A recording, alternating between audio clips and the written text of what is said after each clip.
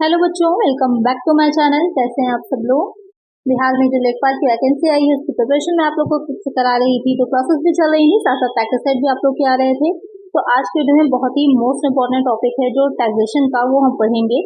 इसमें कि ये देखना कि क्या डिडक्शंस दी जाती हैं जो हमारी ग्रॉस टोटल इनकम निकल के आती है, सकल कुल आय होती है, उसमें से जो एटीसी से एटीयू तक की डिडक्शंस दी जाती हैं वो कौन सी होती हैं। कुछ बहुत ही इम्पोर्टेंट हैं, इससे बार बार क्वेश्चंस पूछे जाते हैं। एटीसी है, एटीडी है, एटीजी है।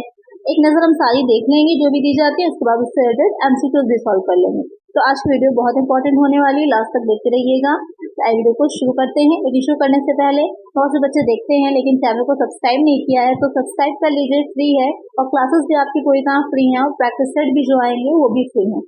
तो आइए शुरू करते हैं। और इसमें जो सबसे पहली है और सबसे इम्पोर्टेंट है जो अक्सर पूछी जाती है, तो यहाँ पर जो आप चार्ट देख रहे होंगे हिंदी में है, इसको इंग्लिश में मैं आप लोगों को समझा दूंगी। तो इस चार्ट में एक बार जो इस साइड में है सेक्शंस दे रखी हैं, यहाँ पर बताया है कि किस तरह के जो करदाता है जो टैक्स पे कर रहा है उसको मिलती है, क्योंकि कुछ एक व्यक्ति के लिए सिर्फ होती है, इंडिविजुअल के लिए, कुछ जो होती है किसी कंपनी के लिए ही होंगी। तो उसी के अकॉर्डिंग ये भी क्वेश्चन पूछ सकता है, तो वो अलग से है। यहाँ पर डिस्क्रिप्शन है उसका, उसके बारे में डिटेल में बताया गया है कि क्या है, किस चीज से रिलेटेड है, और यहाँ पर कितनी कटौती होगी, डिडक्शन कितनी दी जाएगी, उसकी मैक्सिमम लिमिट दे रखी है। तो सबसे पहले जो इसमें इम्पोर्टेंट है उसको ही देख लेंगे हम लोग एक बार। एटीसी बहुत इंपॉर्टेंट है, इससे क्वेश्चन बहुत बनता है। तो ये किसको दी जाती है, ये किसी इंडिविजुअल को या जो हिंदू अभाजित परिवार यानी जो हिंदू अनडिवाइडेड फैमिली HUF से शॉर्ट में कहा जाता है, उनको दी जाती है बस, और किसी को नहीं मिलती, ध्यान में रखिएगा। तो अगर पूछा जाए कि किसको नहीं मिलती, तो कंपनी है जिसको एटीसी की डिडक्शन नहीं मिलती है। तो विवरण इसमें क्या चीजें आती हैं, तो जो जीवन बीमा प्रीमियम है, लाइफ इंश्योरेंस प्रीमियम है, प्रोविडेंट फंड में अंशदान है, और साथ ही ट्यूशन फीस वगैरह होती है, वो सारी डिडक्शंस आ जाती हैं आपकी एटीसी में। तो अलग अलग नहीं, टोटल निकाल लिया जाता है। जितना भी इसमें कंट्रीब्यूशन रहेगा टोटल निकाल लिया जाएगा। अगर 1,50,000 तक है तो पूरी कटौती मिल जाएगी, अगर उसके अबव है तो अबव वाला पार्ट जो होता है वो टैक्सेबल हो जाएगा, और 1,50,000 तक की ही डिडक्शन मिलेगी। तो मैक्सिमम लिमिट कितनी है, 1,50,000। ये क्वेश्चन बहुत पूछा जाता है, ध्यान में रखिएगा। नेक्स्ट है इसमें HTCC, ये सिर्फ एक व्यक्ति के लिए ही होती है। किससे रिलेटेड है, पेंशन। जो पेंशन दी जाती है उसमें जो अंशदान रहता है उससे रिलेटेड है ये। मैक्सिमम लिमिट वही रहेगी। अच्छा, एक चीज ध्यान रखिएगा, इसमें या इसमें, इन दोनों में मिला करके मैक्सिमम लिमिट आपकी 1,50,000 ही रहती है। ये एटीसी के अंतर्गत ही आ जाती हैं। तो यहाँ तक आपकी समझ में आ गया तीनों का। उसके बाद जो इम्पोर्टेंट है एटीडी है। एटीडी से क्वेश्चन आते हैं। यहाँ पे एटीसीसी देखिए सिर्फ इन्होंने बताने के लिए ही अलग से डिडक्शन है कि ये एटीसी, HTCC, एटीसीसीडी में जो कटौतियां हैं उनका योग क्या होगा, 1,50,000 तक होगा, जो अभी मैंने आपको बताया। चलिए नेक्स्ट है एटीडी, ये बहुत इंपॉर्टेंट है। किसको मिलती है, एक व्यक्ति और हिंदू अभाजित परिवार। किस तरह की होती है, स्वास्थ्य के बीमे के प्रीमियम को। यहाँ पे एक चीज स्पेशली ध्यान रखिएगा, जो स्वास्थ्य का बीमा प्रीमियम यानी जो मेडिकल इंश्योरेंस होता है उससे रिलेटेड है, उसका जो प्रीमियम दिया जाता है रोकड़ को छोड़कर किसी अन्य प्रकार से भुगतान किया जाएगा, यानी कैश में किया जा रहा है तो नहीं मिलेगी, और किसी प्रकार से भुगतान किया जा रहा है तभी, और कोई सा प्रकार हो जाता है, ऑनलाइन ट्रांजेक्शन हो सकता है, कैश के थ्रू है, ऑनलाइन ट्रांजेक्शन हो सकता है, चेक के थ्रू है। कितनी होती है, इंपॉर्टेंट ये है, स्वयं के या जीवन साथी के या 25,000 तक हो जाएगी, माता पिता के 25,000, परिवार के सदस्य के 25,000, अगर वरिष्ठ नागरिक है तो 50,000 तक की मिलती है। ये इंपॉर्टेंट है, इसको भी ध्यान रखिएगा। HTDD जो है एक निवासी हिंदू अभाजित परिवार के लिए होगी। यहाँ पर दो तरह से हो जाता है, एक निशक्त आश्रित होता है, एक गंभीर रूप से होता है। जो निशक्त होगा उसके लिए 75,000 है, और गंभीर निशक्त है तो 1,25,000। ये भी क्वेश्चन पूछ सकता है, ध्यान रखिएगा इसके बारे में भी। यहाँ पर इन दोनों में डिफरेंस क्या है, अक्सर बच्चे कंफ्यूज होते हैं। तो ये जो स्वास्थ्य का बीमा प्रीमियम यानी हेल्थ इंश्योरेंस जो कराया जा रहा है, उसका जो इंश्योरेंस होता है, उसका जो प्रीमियम दिया जाए उससे रिलेटेड है। यहाँ पर क्या होता है, यहाँ पर स्पेशली निशक्त वर्ड जुड़ा रहेगा। इस चीज का ध्यान रखिएगा कि बहुत ज्यादा जो गंभीर रूप से या कोई सीरियस कुछ ऐसी डिसीजेज होती हैं उनसे रिलेटेड हो जाती है ये वाली। और इसमें दो तरह से देखा जाता है, एक गंभीर रूप से होंगे, एक साधारण होंगे। इसमें नेक्स्ट है HTDDB, ये किसको मिलती है, भारत में निवासी है, हिंदू अभाजित परिवार है। किसके लिए हो जाती है, यहाँ पर 3 तरह से इसको कैटेगराइज किया गया है। एक हो जाएगा नॉर्मल जो दी जाती है वो 40,000 तक होगी, वरिष्ठ नागरिक के लिए 1 लाख तक है और अति वरिष्ठ के लिए भी 1 लाख। तो मेन डिफरेंस ज्यादा रखिए 40,000 और 1 लाख का। तो ध्यान में रखिएगा कि बस क्वेश्चन में पूछा क्या गया है कि नॉर्मल के लिए स्वास्थ्य के मतलब एक कोई एज आपकी नहीं बता रखी, कुछ स्पेशली नहीं मेंशन किया गया है। अगर स्पेशली मेंशन किया गया है तो ये अलग अलग हो जाएगा। चलिए नेक्स्ट आ जाएगा, इसमें जो बहुत पूछा जाता है एटीई, एक व्यक्ति के दी जाती है। एटीई जो होती है तो प्रैक्टिस सेट में मैंने इसको बताया भी था आपको, जो एजुकेशन के लिए लोन लिया जाता है उससे रिलेटेड ये होती है। उस उच्च शिक्षा के लिए जो लोन लिया जा रहा है उससे रिलेटेड ये रहती है, और उस पर जो लोन पर इंटरेस्ट चुकाया जा रहा है तो उसमें कितनी उसको छूट मिलेगी, तो संपूर्ण राशि जितना भी होगा उतने की पूरी उसको डिडक्शन मिल जाती है। इसमें कोई भी मैक्सिमम मिनिमम कोई लिमिट नहीं है। तो ध्यान में रखिएगा, क्वेश्चन में पूछ सकता है कि क्या लिमिट है, तो वहां पर होगा एक ऑप्शन साथ में जरूर, इसमें कोई लिमिट नहीं है, तो उसी को आपको टिक करना होगा। उसके बाद जो है एटीई डबल ई जो है वो मकान के खरीदने के लिए ऋण पर ब्याज। अच्छा ध्यान दीजिएगा, अगर ये वाली जो है जो ऋण पर ब्याज होता है एटीसी में भी जाता है, एटीई अगर एटी डबल ई में दे दी गई है इसकी डिडक्शन तो एटीसी में नहीं दी जाती है, वो आपके क्वेश्चन में उसी तरह से बता देगा। कितनी है, 50,000 तक है। उसके बाद जो इम्पोर्टेंट इसमें है वो सबसे ज्यादा इम्पोर्टेंट आ जाता है एटीजी, ये मोस्ट इम्पोर्टेंट है, इसको ध्यान में रखिएगा, ये मोस्ट इम्पोर्टेंट है, इससे क्वेश्चन बहुत पूछे जाते हैं। तो ये सभी करदाताओं के लिए सभी को दी जाती है, जितने भी टैक्स पेयर है या जो भी उसमें आ रहे हैं, जिनकी भी इनकम जो है वो टैक्सेशन जो एग्जेम्प्टेड अमाउंट है उससे ज्यादा है, तो वो सब इसमें वो सभी को दी जाएगी। यहाँ पर 2 तरह से होती है, एक क्वालिफाइंग अमाउंट निकाला जाता है उसके 100% और 50% तक होती है ये वाली, और इसमें आपका अलग अलग तरह के दे रखे होंगे जो दान होते हैं, उन दान कौन सा दान कहाँ पर किया गया है उससे रिलेटेड आती है कि डिडक्शन। इतना डीपली नहीं पूछता है मोस्टली, तो यहीं पर ही आता है। अभी कुछ इससे रिलेटेड एमसीक्यूज जो इम्पोर्टेंट है जो पूछे जाते हैं वो मैं इंक्लूड कर दूंगी। तो मेन ये आपकी है दान से संबंधित जो डोनेशन दी जाती है उससे रिलेटेड है। उसके बाद आ जाता है एटीजीजी। एटीजीजी जो है वो किसमें दी जाती है, कुछ ऐसे लोग हैं जो कि कर्मचारी हैं, यानी कि जो एम्प्लॉय हैं, जो कि गैर वेतन भोगी व्यक्ति तथा मकान भत्ता ना पाने वाले वेतन भोगी ऐसे व्यक्ति हैं जिनको एचआरए नहीं दिया जा रहा है लेकिन वो किराए के मकान में, रेंट के मकान में रह रहे हैं, तो उनको जो दी जाती है वो इसके अंतर्गत एटी डबल जी के अंतर्गत छूट आती है। तो उसको निकालने का तरीका होता है, और इसमें जो मैक्सिमम लिमिट अगर पूछेगा तो कितनी रहती है, मैक्सिमम रहती है 5,000 प्रति माह की दर से। इसमें 3 पॉइंट्स बनते हैं, जो 3 पॉइंट में सबसे कम जो होता है उसी के अकॉर्डिंग निकाला जाता है इसको।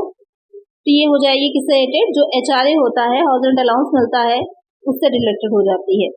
इसके अलावा इसमें जो इम्पोर्टेंट है तो ये वाले बहुत पूछा जाता है, एटीजीजीबी किससे रिलेटेड हो जाती है, ये जो राजनीतिक दल को दान दिया जाता है उससे रिलेटेड हो जाती है। इसके ऊपर जो एटीजीजीए है वो हो जाती है वैज्ञानिक अनुसंधान, जो साइंटिफिक रिसर्च जो होती है उसमें जो दान दिया जाता है उससे रिलेटेड हो जाएगी। ये कई क्वेश्चंस ऐसे आए हैं जिसमें कि मैचिंग के लिए, क्रॉस मैचिंग के लिए दे रखा है, 4 ऑप्शन इधर दे देंगे, 4 ऑप्शन दूसरी साइड दे देंगे, आपको मैच करना होता है। तो यहाँ पर ध्यान में रखना है, एटीजी जो है वो हो जाएगी सिर्फ डोनेशन के लिए, एटीजीजी जो हो जाएगी वो एचआरए से रिलेटेड है, एटीजीजीए जो है वो वैज्ञानिक अनुसंधान से रिलेटेड है, एटीजीजीबी राजनीतिक दल को अनुसंधान है, और एटीजीजीसी जो है वो उसमें भी राजनीतिक दल को अंशदान होता है, लेकिन किसके लिए है, स्थानीय सत्ता, कृत्रिम व्यक्ति एवं भारतीय कंपनी को छोड़कर कोई अन्य करदाता होंगे उनके लिए है। कितनी मिलेगी, तो जितनी भी राशि दी जाएगी उस राशि के बराबर दी जाती है। तो ये हो जाती हैं जो भुगतान किए गए हैं, जो पेमेंट्स किए गए हैं उससे रिलेटेड, और यही सबसे ज्यादा इम्पोर्टेंट है, यही एग्जाम में आपके ज्यादातर पूछी भी जाती है।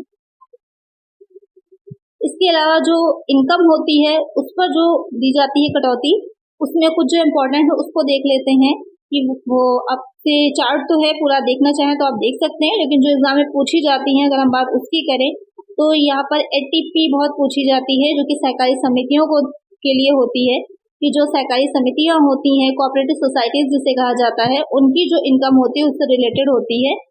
और जो एटीएलए है इसी के ऊपर वो अनुसूचित बैंक जो शेड्यूल्ड बैंक होते हैं उससे रिलेटेड हो जाती हैं। ये दोनों बहुत पूछी जाती हैं, इसको ध्यान में रखिएगा।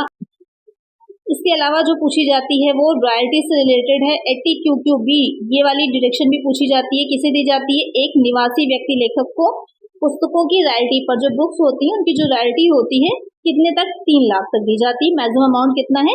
3 लाख का है। इसके अलावा ये बहुत पूछी जाती है 80TTA, ये किससे रिलेटेड है? एक व्यक्ति को और हिंदू भरित परिवार को दी जाएगी। जो सेविंग अकाउंट्स होते हैं उसका जो इंटरेस्ट होता है उस पर दी जाती है ये वाली जो कटौती है। कितने तक? 10,000 तक। और 80TTB जो है वो वरिष्ठ नागरिक को दी जाएगी। वही ब्याज के लिए ही है, लेकिन जो सामान्य व्यक्ति को दी जाती है वो 80TTA है, और जो वरिष्ठ नागरिक को दी जाएगी 80TTB। कितने तक? 50,000 तक। तो इसको भी ध्यान में रखिएगा। और 80U ये भी बहुत इंपॉर्टेंट है। किसे दी जाएगी? निवासी व्यक्तियों को, निःशक्त व्यक्तियों की आय में से, यानी कि कोई व्यक्ति निःशक्त मतलब ये है कि कोई ब्लाइंड पर्सन है, उसकी जो इनकम है, तो ये 2 तरह से होती है। अगर 70% 60% ब्लाइंड है तो 75,000 है, और अगर बहुत ज्यादा 90% के ऊपर तक ब्लाइंड है तो 1,25,000 तक दी जाएगी। तो डिपेंड करता है, क्वेश्चन में आपके पूछेगा उसी के अकॉर्डिंग। तो ये चार्ट आई होप आपने अच्छे से समझ लिया होगा, देख लिया होगा, याद कर लिया होगा। इसका स्क्रीनशॉट ले लीजिए एक बार, एग्जाम से पहले एक बार एक नजर देख करके जाइएगा तो आपको पता रहेगा। और आइए कुछ इसके MCQ सॉल्व करते हैं, जिससे कि हमको क्लियर भी हो जाएगा कि क्वेश्चन किस तरह से बनते हैं। फर्स्ट क्वेश्चन लेते हैं। इसमें धारा 80DD के अंतर्गत निःशक्तता के संबंध में स्वीकृत कटौती की राशि कितनी है? What amount is accepted for deduction under section 80DD regarding disability? 50,000, 75,000, 0 actual expenses. तो यहाँ पर क्वेश्चन कह रहा है कि 80DD जो है, अभी हमने देखी थी कि 80DD क्या है। तो उससे अगर निःशक्तता के संबंध में, जब निःशक्तता की बात की जा रही है, what amount is accepted for deduction under section 80DD regarding disability, जब डिसेबिलिटी की बात की जा रही है तो वहां पर 80DD आ जाएगी। और सिर्फ हेल्थ इंश्योरेंस की अगर बात की जा रही है तो कौन सी हो जाएगी? जो आपका मेडिकल इंश्योरेंस होता है तो वो हो जाएगी सिर्फ 80D। तो यहाँ पर क्या कह रहा है कि कितनी कटौती की राशि स्वीकृत है। अब यहाँ पर उन्होंने कुछ स्पेशली आपको बताया नहीं कि किस तरह के सिटीजन की बात की जा रही, तो हम नॉर्मली इसको लेंगे कि एक सामान्य नागरिक की, एक सामान्य निवासी की बात की जा रही है। तो कितनी हो जाएगी? तो कितनी हो जाएगी वो हमारी? 75,000 की हो जाएगी। तो करेक्ट आंसर हो जाएगा ऑप्शन बी। नेक्स्ट क्वेश्चन है, निम्नलिखित में दिए गए किस दान पर 100% कटौती स्वीकृत है? Which of the following donation is eligible for 100% reduction? Prime Minister Road Relief Fund, National Sports Fund, Rajiv Gandhi Foundation, JL Nehru memorial fund. तो क्वेश्चन यहाँ पर क्या कह रहा है कि मैंने बताया था कुछ 50% होते हैं, कुछ 100% होते हैं। तो यहाँ पर 100% कौन से दान ऐसा है, यहाँ पर कौन सा ऐसी डोनेशन है जो 100% कटौती इसको स्वीकृत है? प्रधानमंत्री अकाल सहायता कोष, राष्ट्रीय खेल कोष, राजीव गांधी फाउंडेशन, जवाहरलाल नेहरू स्मृति कोष। तो किससे रिलेटेड हो जाएगी? कौन सा है? तो यहाँ पर 100% जो दी जाती है वो राष्ट्रीय खेल कोष में दी जाती है। तो एक आंसर हो जाएगा ऑप्शन बी।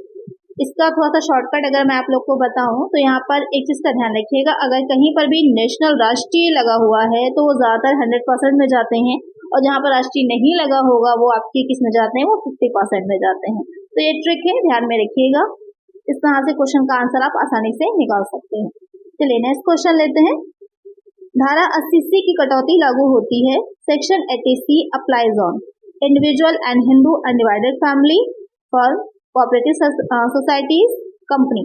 क्वेश्चन कह रहा है कि जो 80C की कटौती है वो किसको दी जाती है? तो आपको मैंने बताया था कि व्यक्ति व संयुक्त हिंदू परिवार पर, फर्म पर, सरकारी समितियों पर, कंपनी पर, किस पर दी जाती है? तो किस पर दी जाती है?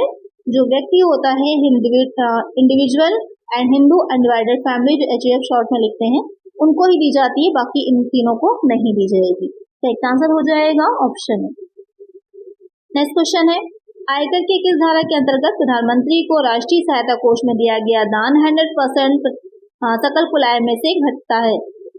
Reduction to prime minister's national relief fund is reduction 100% out of the gross total income of the SSC under which section of income tax act? Section 80C, section 80C, 80G, 80GG या 80D? तो अभी क्या कह रहा है कि राष्ट्रीय सहायता कोष, देखिए जो मैंने अभी आपको बताया था कि नेशनल लगा होता है, एक आपका इसमें ट्रिक है याद करने की या समझने की। नेशनल रिलीफ फंड जो होता है तो क्या हो जाएगा वो 100%। यहाँ पर ध्यान दीजिएगा, 2 क्वेश्चन है यहाँ पर, समझ लीजिए। ये आपको 2 क्वेश्चन मिल जाते हैं इस क्वेश्चन में कि जो नेशनल रिलीफ फंड होता है वो भी 100% कटौती योग्य होता है, वहां पर भी दिया गया डोनेशन। तो इसमें जो दान दिया जा रहा है वो किस सेक्शन में आता है, तो आपको पता है डोनेशन किस में जाते हैं, एटीजी में जाते हैं। तो एक आंसर होगा ऑप्शन बी। नेक्स्ट क्वेश्चन लेते हैं। कर्ण धारा वर्ष 2022-23 आपके क्वेश्चन में 23, 24, 24, 25 कुछ भी लिखा हो सकता है के लिए धारा 80C के अंतर्गत अधिकतम कटौती की राशि है। For the assessment year the maximum permissible deduction under section 80C is 79,000, 1,12,000, 1,50,000, 80,000। ये क्वेश्चन बहुत पूछा जाता है एग्जाम में। तो 80C की बात जब भी आएगी, वैसे तो ये आपके पर ईयर चेंज होती रहती हैं क्योंकि हर साल नया आपका अधिनियम आता है, तो उसके अकॉर्डिंग इसमें चेंजेस होते रहते हैं। तो टैक्स कभी भी एक जैसी हमेशा नहीं रहती है। आपने पहले जो भी पढ़ा होगा हो सकता है वो आगे चेंज हो जाए। तो अभी जो चल रही है वो 1,50,000 की चल रही है, आगे इसको बढ़ाया भी जा सकता है। पहले 1 लाख थी, अब 1,50,000 हो गई है, तो 1,50,000 80C की डिडक्शन जो होती है। ओवरऑल उसमें 3 आपकी सेक्शन शामिल थी जो भी मैंने आपको पढ़ाया है। एक आंसर हो जाएगा ऑप्शन सी। नेक्स्ट क्वेश्चन है, निम्नलिखित में से कौन सी मद धारा 80D के अंतर्गत आती है? Which of the following item is covered under section 80D? Repayment of loan taken for higher education, medical treatment of handicapped dependent, medical insurance premium, none of this. Question कह रहा है कि 80D जो है सेक्शन वो किस उसमें क्या चीज आती है, वो किससे रिलेटेड होती है? उच्च शिक्षा के लिए ऋण की वापसी, विकलांग आश्रित की निःशक्तता के लिए व्यय, चिकित्सा बीमा हेतु दिया गया प्रीमियम, या फिर इनमें से कोई नहीं। तो आपको मैंने पढ़ाया था कौन सी हो जाएगी, जो चिकित्सा बीमा होता है। अगर सिर्फ 80D की बात की जा रही है तो वो मेडिकल इंश्योरेंस प्रीमियम से रिलेटेड है। तो एक आंसर हो जाएगा ऑप्शन सी। और ये उच्च शिक्षा के लिए कौन सी हो जाएगी, तो वो हो जाती है 80E। जब भी हायर एजुकेशन की बात की जाए तो 80E में जाएगा। विकलांग आश्रित के लिए बात करेंगे अगर हम, जो medical treatment of handicap dependent, तो कौन सा हो जाती है, वो हो जाती है हमारी 80DD। तो को याद रखिएगा, बार बार देखिए तो समझ में आपकी आ जाएगा और याद भी हो जाएंगी। यहाँ पर तो एक आंसर है ऑप्शन सी। नेक्स्ट क्वेश्चन है, धारा 80E के अंतर्गत उच्च शिक्षा हेतु लिए गए ऋण पर ब्याज की छूट की सीमा क्या है? Under section 80E deduction is in respect payment of interest on loan is taken for the higher education shall be allowed up to 20,000, 25,000, 30,000, no limit. तो मैंने आपको बताया था कि जो 80E है किससे रिलेटेड, हायर एजुकेशन पर जो लोन लिया जाता है उसको जो इंटरेस्ट दिया जाएगा उससे रिलेटेड है। इसमें कितनी मैक्सिमम लिमिट होती है, तो कोई भी नहीं होती है। जितना भी लिया जाएगा उससे जितना इंटरेस्ट दिया जा रहा है पूरा का पूरा क्या होता है, उसको हम डिडक्ट कर सकते हैं, पूरी छूट दी जाती है। तो क्या हो जाएगा, नो लिमिट। तो एक आंसर हो जाएगा ऑप्शन डी। या क्वेश्चन में इस तरह से भी पूछ सकता है, इनमें से कोई नहीं, तो आपका आंसर वो वाला हो जाएगा। तो कंफ्यूज नहीं होना है, इसमें कोई भी लिमिट नहीं होती है। चलिए नेक्स्ट क्वेश्चन है, वरिष्ठ नागरिक एक्स के स्वास्थ्य का बीमा प्रीमियम देने पर अधिकतम कटौती मिलेगी। Maximum deduction in respect of medical insurance premium paid for a senior citizen is 10,000, 15,000, 50,000, 25,000। अब यहाँ पर क्वेश्चन क्या आ रहा है कि क्या दिया जा रहा है, यहाँ पर कोई भी ये बात नहीं कही है कि किसी तरह का हैंडीकैप है या किसी तरह की कोई डिसेबिलिटी है। यहाँ पर सिर्फ कहा जा रहा है कि मेडिकल इंश्योरेंस का प्रीमियम दिया गया है। किसका दिया गया है, वरिष्ठ नागरिक है, सीनियर सिटीजन है, तो यहाँ पर उन्हें कितनी कटौती दी जाएगी, ये क्वेश्चन पूछ रहा है। तो कितनी मिलेगी, नॉर्मल जो था वो 25,000 था, सीनियर सिटीजन के लिए 50,000 हो जाएगा। तो एक आंसर हो जाएगा ऑप्शन सी। इसको जो मेन अभी आपको मैंने समझाई थी उस चार्ट को आपको ध्यान से समझना होगा, तभी आपको ये आसानी से याद हो पाएंगे।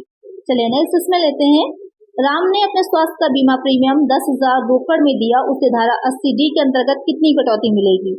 Ram paid the medical insurance premium on his health ₹10,000 in cash. Deduction shall be allowed to him under section 80D 5,000, 10,000, 15,000 nil। बहुत अच्छा क्वेश्चन है, मैंने अभी इसको स्पेशली आपको मेंशन भी किया था, समझाया भी था। तो इसका आंसर आप लोग मुझे कमेंट करेंगे, सभी बच्चे कमेंट करेंगे क्योंकि बहुत ही इजी है और क्वेश्चन अच्छा है, एग्जाम में आ सकता है। तो यहाँ पर आपको बस एक चीज का स्पेशली ध्यान देना है कि कैश में पेमेंट किया गया है।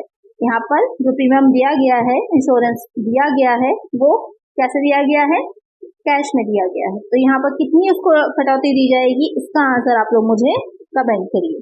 चलिए नेक्स्ट क्वेश्चन है, एक निवासी व्यक्ति को साहित्यिक पुस्तक पर रॉयल्टी के 5 लाख रुपए मिले हैं, उसे धारा 80QQB में कटौती मिलेगी।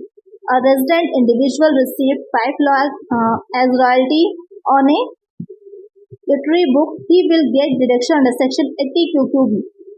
तो यहाँ पर एक चीज का ध्यान रखिएगा इस क्वेश्चन में कि जो बुक्स किस तरह की बुक्स पे दी जाती हैं, तो ऐसे ही कोई बुक लिखी जा रही है तो उस पर नहीं दी जाती है। कलात्मक होनी चाहिए, आर्टिस्टिक होनी चाहिए, साहित्यिक होनी चाहिए, तभी उस पर मिलती है रॉयल्टी पर उसकी। ऐसे अगर कोई भी कहा जाए कि जो कॉमिक्स होती है इस तरह के बुक्स होती है तो उस पर नहीं दी जाती है। तो यहाँ पर जो पूछ रहा है कितनी मिलेगी, 2 लाख की, 3 लाख की, 4 लाख की, 5 लाख की। तो रेजिडेंट है, ये इंडिविजुअल है, तो पूरी तरह से इनको कटौती मिलना चाहिए। कितनी मिलनी चाहिए क्वेश्चन ये है, तो वो हो जाएगी 3 लाख की, 3 लाख तक की कटौती इनको मिलेगी। इन्होंने पेमेंट कितना भी किया, उनको कितनी भी मिली, जैसे कि यहाँ पर इनको 5 लाख की मिल रही थी, हमें इससे मतलब नहीं, यहाँ पर हमें कितनी डिडक्शन देनी है क्वेश्चन ये है, दी जाएगी 3 लाख तक की। बाकी के 2 लाख क्या हो जाएगा, टैक्सेबल हो जाएगा, इनकम में ऐड किया जाएगा। तो यहाँ पर करेक्ट आंसर हो जाएगा ऑप्शन बी। नेक्स्ट क्वेश्चन लेते हैं, एक अनिवासी व्यक्ति को कलात्मक पुस्तक पर रॉयल्टी के 4 लाख मिले हैं, उसे धारा 80QQB में कटौती मिलेगी। A non resident individual receive 4 lakh as royalty on the artistic book, he will get reduction under section 80QQB, nil, 2 lakh, 3 lakh, 4 lakh। जैसे कि मैंने कहा था जब आपको सेक्शन समझा रहे थे कि किसको मिलती है, तो इंडिविजुअल को मिलती है, लेकिन किस तरह का, रेजिडेंट होना चाहिए। आपको मैंने पढ़ाया है कि जो निवासी होता है वो 3 तरह के होते हैं, रेजिडेंट 3 तरह के होते हैं, एक आपके ऑर्डिनरी होते हैं, एक नॉन रेजिडेंट होते हैं, एक नॉन ऑर्डिनरी रेजिडेंट होते हैं। तो यहाँ पर जो क्वेश्चन में कह रहा है कि ये व्यक्ति क्या है, ये अनिवासी है, नॉन रेजिडेंट है, तो इन्हें किसी भी तरह की कोई भी डिडक्शन नहीं दी जाएगी, नील होगा, शून्य होगी। अगर ये निवासी होते, अगर रेजिडेंट होते तो इनको 3 लाख तक की दी जाती, लेकिन क्योंकि रेजिडेंट नहीं है इसलिए इनको कोई भी कटौती नहीं मिलेगी। इससे पहले जो क्वेश्चन आपने सॉल्व किया 10th नंबर का, वहां पर दी गई है, लेकिन 11th में नहीं दी जाएगी। तो क्वेश्चन को आपको एक एक पॉइंट को बहुत अच्छे से समझना है और पढ़ना है, तभी आपका आंसर करेक्ट होगा, क्योंकि एक छोटी से छोटी चीज भी इनकम टैक्स जो होती है ना, वहां पर आपका गड़बड़ हो जाएगा। चलिए नेक्स्ट क्वेश्चन पे चलते हैं। निम्नलिखित में से कौन सी धारा की छूट एक हिंदू अविभाजित परिवार अपने सकल कुल आय में प्राप्त नहीं कर सकता? Under which section of the following an HUF is not entitled to a deduction from its gross total income? ATC, ATG, ATD, ATP। Question में कह रहा है कि कौन सी ऐसी इसमें जो धाराएं दे रखी है, सेक्शन दे रखी है, कौन से सेक्शन में डिडक्शन नहीं मिलेगी किसको? जो हिंदू अविभाजित परिवार होता है, HUF होते हैं, हिंदू अनडिवाइडेड फैमिली, उनको नहीं दी जाएगी। तो कौन सी नहीं होगी? तो मैंने बताया था आपको ATP जो होगी, यहाँ पर ATP किससे रिलेटेड है? जो कोऑपरेटिव सोसाइटीज होती हैं, जो सहकारी समितियां होती हैं, उनसे रिलेटेड होती है। बाकी तीनों तो मिल जाएंगी, लेकिन ये ATP वाली जो है वो नहीं दी जाएगी। करेक्ट आंसर हो जाएगा ऑप्शन डी। इसी तरह के क्वेश्चन होते हैं जो फंसाते हैं, आपको सभी लगेगा कि सही है, लेकिन यहाँ पर एक पॉइंट ऐसा कुछ दे देंगे जहाँ पर कंफ्यूज कर देंगे। बाकी तीनों जो है वो पेमेंट से रिलेटेड थी, और ATP जो है वो किससे रिलेटेड है? जो इनकम होती है उससे रिलेटेड है। तो यहाँ पर इसका भी आपको ध्यान रखना होगा। चलिए करेक्ट आंसर है ऑप्शन डी। नेक्स्ट क्वेश्चन लेते हैं, किस आय पर धारा ATG की कटौती नहीं दी जा सकती है? On which income deduction under section ATG is not allowed? Salary, house property, long term capital gain, none. Question कह रहा है कि जो ATG की कटौती है, जो ATG की डिडक्शन है, किससे दी जाती है? डोनेशन पे दी जाती है। तो इसमें से कौन सी इनकम ऐसी है जिस पर नहीं दी जाएगी, ये क्वेश्चन आपसे पूछ रहा है। तो जो LTCG होता है, लॉन्ग टर्म कैपिटल गेन होता है, उसमें ATG की डिडक्शन उससे रिलेटेड नहीं दी जा सकती है, बाकी इन दोनों पर दी जा सकती है। तो करेक्ट आंसर हो जाएगा ऑप्शन सी। नेक्स्ट क्वेश्चन है, श्री रजत पूर्णतः अंधे हैं, उन्हें ATU में कटौती मिलेगी। Mister Rajat is completely blind, he will avail deduction under section ATU 50,000, 75,000, 1 lakh, 1,25,000। तो मैंने बताया था आपको कि ब्लाइंडनेस जैसे कि कोई भी बीमारी हो सकती है, गंभीर जो होगी, सीरियस कोई भी हो सकती है। यहाँ पर बात कर रहे हैं कि ये ब्लाइंड है और ये कम्प्लीटली ब्लाइंड है। तो अगर थोड़ा होता है, थोड़ी होती है ब्लाइंडनेस, तो वहां पर क्या है? 75,000 है। अगर कम्प्लीटली ब्लाइंड है तो वो कितनी हो जाएगी? वो हो जाती है 1,25,000 की। तो यहाँ पर कितना हो जाएगा? आपका आंसर हो जाएगा ऑप्शन डी। तो ध्यान में रखना है कि क्वेश्चन आपसे क्या पूछ रहा है। चलिए नेक्स्ट क्वेश्चन है, धारा 80E के अंतर्गत कटौती मिलती है। Deduction advised by under section 80E in relation to donation, in relation to medical expenses, in relation to interest on loan for higher education paid, none of these। Question में कह रहा है कि जो 80E है उसमें किस चीज से रिलेटेड कटौती दी जाती है। तो बहुत ही सिंपल सा इजी सा है, किससे रिलेटेड हो जाती है, जो उच्च शिक्षा के लिए जो हायर एजुकेशन के लिए लोन दिया जाता है उस पर जो इंटरेस्ट दिया जाता है उससे रिलेटेड दी जाती है। तो इसका आंसर क्या होगा हमारा, ऑप्शन सी हो जाएगा। नेक्स्ट क्वेश्चन है, एक व्यक्ति सार्वजनिक भविष्य निधि पीपीएफ में वित्त वर्ष में अधिकतम कितनी राशि जमा करने पर ब्याज प्राप्त कर सकता है। How much maximum amount can a person deposit to public provident fund PPF जिसे शॉर्ट में कहते हैं in a financial year to earn interest on it. 50,000, 60,000, 1 lakh, 1,50,000। यहाँ पर क्वेश्चन कह रहा है कि कोई व्यक्ति है जो कि पीपीएफ में कितनी राशि, जो अधिकतम राशि होगी जमा करने पर जो उसे इंटरेस्ट मिल रहा है उस पर कितनी राशि तक की, कितने अमाउंट तक की डिडक्शन उसे मिल सकती है। ये किस में जाएगा, जो 80C है उससे रिलेटेड हो जाएगा ये, और उसमें कितनी मैक्सिमम लिमिट थी, 1,50,000 की थी। एक आंसर हो जाएगा ऑप्शन डी।